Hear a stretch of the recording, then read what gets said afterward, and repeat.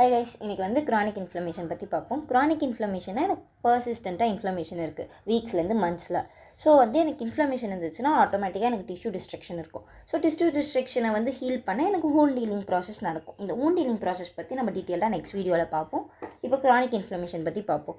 Chronic இன்ஃப்ளமேஷனோட causes அப்படின்னு பார்த்தோன்னா பர்சிஸ்டண்ட்டாக ஏதாவது இன்ஃபெக்ஷன் இருந்துச்சுன்னா, எக்ஸாம்பிளுக்கு வைரஸ், ஃபங்கஸ், இல்லைனா ஏதாவது டிவி கூட எடுத்துக்கலாம். இது எல்லாமே வந்து நம்ம பாடி வந்து அவ்வளோ சீக்கிரத்தில் ரிமூவ் பண்ணாது அந்த ஆர்கானிசமை. ஸோ எனக்கு பர்சிஸ்டண்ட்டாக இன்ஃபெக்ஷன் இருந்துச்சுன்னா இன்ஃப்ளமேஷன் கண்டினியூஸாக இருக்கும். நெக்ஸ்ட்டு வந்து ஹைப்பர் சென்சிட்டிவிட்டி டிசீசஸ், எக்ஸாம்பிளுக்கு ஆட்டோஇம்யூன் டிசீசஸ், ஆஸ்துமா, இதில் எல்லாமே வந்து எனக்கு பாடி வந்து ரிமூவ் பண்ணாது, அதனால க்ரானிக் இன்ஃப்ளமேஷன் இருக்குது. நெக்ஸ்ட்டு வந்து toxic substances. Toxic substances maybe exogenous or endogenous. எண்டோஜீனியஸ்னால் நம்ம பாடி ப்ரொடியூஸ் பண்ணும்போது, எக்ஸாம்பிளுக்கு அத்ரோஸ்க்ளீரோசிஸில் எனக்கு கொலஸ்ட்ரால் டெபாசிட்ஸ் இருக்கும். எக்ஸோஜீனியஸ்னால் from outside the body. Outside the பாடின்னு சொல்லும்போது சிலிக்கா டஸ்ட், இது வந்து சிலிகோசிஸ் டிசீஸில் இருக்கும். இப்போ major cells involve in chronic inflammation அப்படின்னு பார்த்துக்கிட்டோன்னா மேக்ரோஃபேஜஸ், அதுக்கப்புறம் லிம்போசைட்ஸ் தான். மேக்ரோஃபேஜஸ் வந்து நார்மல் ஃபங்க்ஷன் வந்து பார்த்தோன்னா ஃபேகோசைட்டோசிஸ். ஸோ எனக்கு வந்து ஃபேகோசைட்டோசிஸ்னால் வந்து அது டெட் செல்லை தான் வந்து ஃபேகோசைட் பண்ண போகுது. அப்படி பண்ணும்போது எனக்கு மைக்ரோஸ்கோப்பில் வந்து கிளியராக தெரியும் ஃபோமி செல்ஸ் அப்படின்னு சொல்லுவோம் மேக்ரோஃபேஜஸை. ஆனால் க்ரானிக் இன்ஃப்ளமேஷனில் இட் கெட்ஸ் ஆக்டிவேஷன் நடக்கிறதுனால எனக்கு வந்து அது சில ப்ராடக்ட்ஸை வந்து செக்ரீட் பண்ண போகுது, சில ப்ரோட்டீன்ஸை வந்து செக்ரீட் பண்ண போகுது. இது வந்து 2 பாத்வேயில் வந்து ஆக்டிவேட் ஆகும். ஒன்று வந்து கிளாசிக்கல் பாத்வே, இன்னொன்று வந்து alternate pathway. Classical pathway M1 சொல்லுவாங்க, ஆல்டர்னேட்டை M2 சொல்லுவாங்க. கிளாசிக்கல் பாத்வே வந்து எப்போ ஆக்டிவேட் ஆகும்னா இந்த presence of interleukin 1, microbial contents and interferon gamma.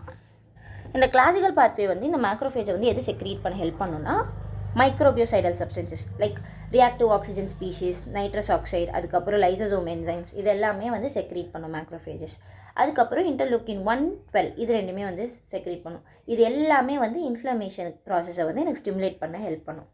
Next வந்து சப்போஸ் எனக்கு வந்து இன்டர்லூக்கின் 4 and 13 இருந்துச்சுன்னா ஆல்டர்னேட் பாத்வே M2 பாத்வே வந்து ஸ்டிமுலேட் ஆகும். M2 பாத்வே வந்து இன்டர்லூக்கின் 10, TGF பீட்டா, இது ரெண்டுமே வந்து ஆன்டி இன்ஃப்ளமேஷன் ஹெல்ப் பண்ணும் அப்படின்னு சொல்லிட்டு அக்யூட் இன்ஃப்ளமேஷன்லேயே சொன்னோம். அது ரெண்டுத்தை வந்து செக்ரீட் பண்ணும். Plus it's secrete some growth factors helps in wound healing process. அதை பற்றி நம்ம டீட்டெயிலாக நெக்ஸ்ட் வீடியோவில் பார்ப்போம்.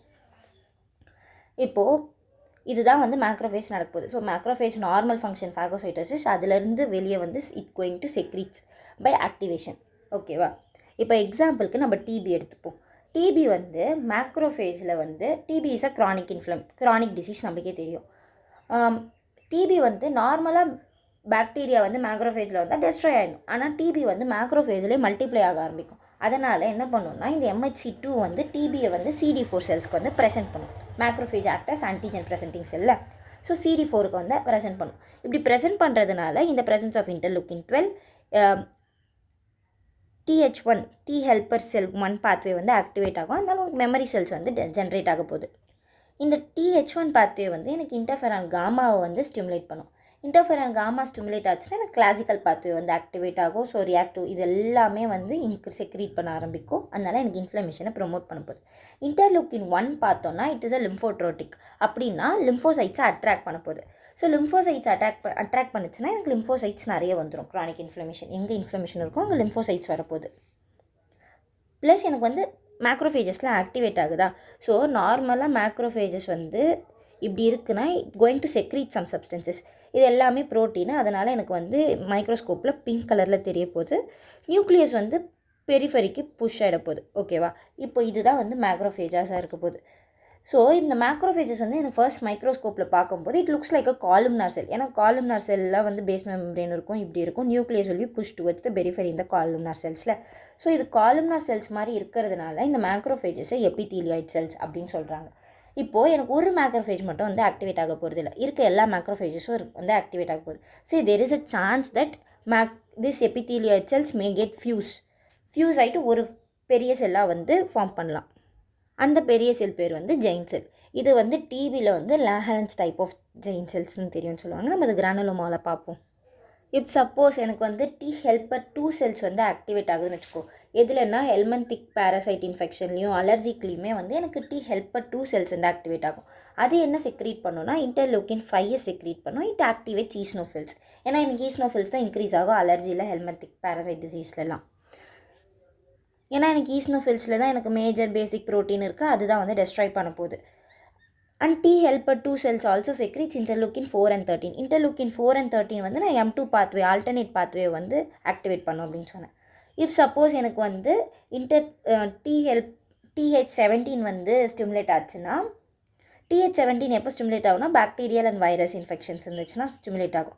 எனக்கு இன்டர்லூக்கின் 17 வந்து ஸ்டிமுலேட் பண்ணும். இன்டர்லூக்கின் 17 வந்து chemokines. It attracts neutrophils and monocytes. ஓகேவா? நெக்ஸ்ட் எனக்கு வந்து T செல்ஸ் பார்த்தாச்சு. நான் என்ன சொன்னேன், க்ரானிக் இன்ஃப்ளமேஷனில் மேக்ரோஃபேஜஸ் வரும், lymphocytes T and B lymphocytes வரும்னு சொன்னேன்.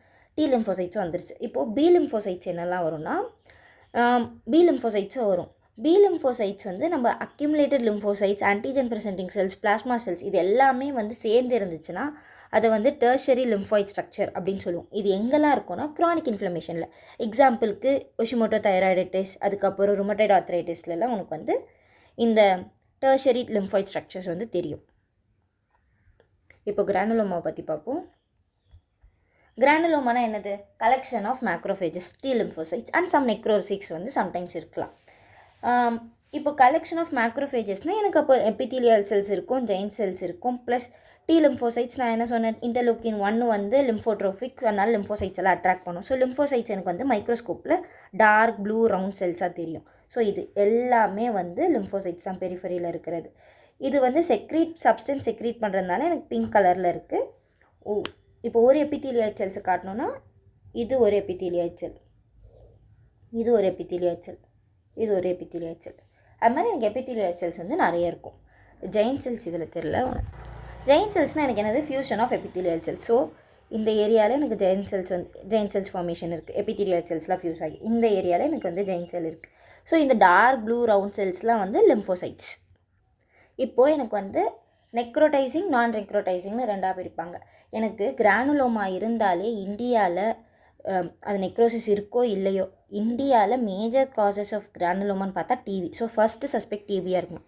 ஸோ எனக்கு நெக்ரோசிங்லேயும் நான் நெக்ரோட்டிங் டைப்லேயுமே வந்து டிவி எழுதிடுவேன். நெக்ரோசிஸ் இருக்குன்னா இஸ் தேர் சம்திங் இன்ஃபெக்ஷன், ஏதோ ஒரு ஆர்கானிசம் இருக்குது, அதனால தான் எனக்கு நெக்ரோசிஸ் இருக்குது. ஸோ இப்போ எக்ஸாம்பிளுக்கு வந்து லெப்ரசி எடுத்துப்போம். லெப்ரசியில் வந்து மைக்கோபாக்டீரியம் லெப்ரே இன்ஃபெக்ஷன் இருக்கும். ஸோ எனக்கு வந்து நெக்ரோடைசிங் டிஷ்யூஸ்லாம் வந்து தெரியும். ஸோ இதை வந்து கிராஸாக வந்து கேஷியஸ், நான் கேஷியஸ் அப்படின்னு பிரிப்பாங்க. இதே நான் நெக்ரோடைசிங் அப்படின்னு பார்த்தோன்னா ஆர்கானிசம் இருக்காது கில் பண்ண. Due to decrease in immunity எனக்கு இந்த கிரானுலோமா இருக்குது. எக்ஸாம்பிள்ஸ் வந்து க்ரான் டிசீஸ், சார்கோடைசிஸ், ஹாட்ச்கின் டிசீஸ், அதுக்கப்புறம் வந்து ஃபாரின் செல் கிரானுலோமாலாம் வந்து எனக்கு ஒரு ஆர்கானிசம் இருக்காது, அதனால் நான் நெக்ரோடைசிங் டைப்பாக இருக்கும். இப்போது ஜெயின்ட் செல்ஸ் வந்து ஒரு இன்ஃபெக்ஷன்லேயுமே ஸ்பெசிஃபிக்காக இருக்கும். அந்த டைப்ஸ் பற்றி பார்ப்போம். ஷேப்ஸ் எடுத்து நம்ம என்ன டைப் ஆஃப் டிசீஸ் இது அப்படின்னு கண்டுபிடிப்போம். இப்போ எக்ஸாம்பிளுக்கு டிபி